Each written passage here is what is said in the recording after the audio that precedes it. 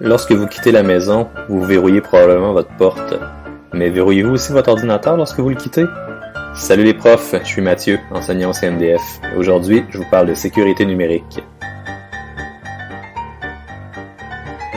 Les risques reliés à la cybersécurité se manifestent de nombreuses façons. Le leurre, l'hameçonnage, le vol d'identité et la cyberintimidation n'en sont que quelques exemples.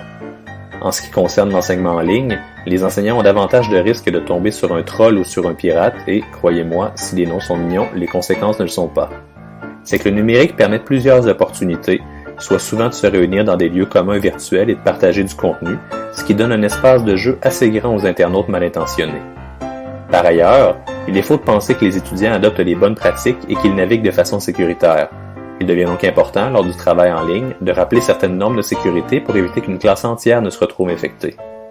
En premier lieu, ça pourrait être une bonne idée de lire la étiquette du collège avec les étudiants en début de session et d'insister sur l'obligation de s'inscrire sur son vrai nom et d'allumer sa caméra. Il est important pour eux de comprendre qu'un lien de cours, ça ne se partage pas. Aussi, on peut rappeler que les documents seront toujours envoyés sur une plateforme officielle, jamais par clavardage ou par un réseau social par exemple. Dans le même sens, rappelez de se déconnecter de la session lorsque les étudiants quittent un ordinateur partagé et d'utiliser des mots de passe qui ne sont pas liés à l'expérience personnelle, comme les dates d'anniversaire ou les non-lieux fréquentés, ça ne peut pas nuire.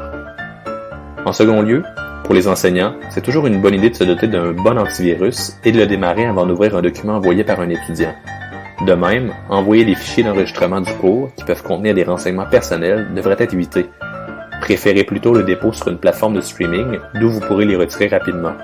Si vous avez des questions sur votre sécurité numérique, n'hésitez pas à consulter votre conseiller pédagogique ou votre équipe des services informatiques. Et on n'oublie pas de verrouiller l'ordinateur avec un mot de passe. Allez, bye les profs!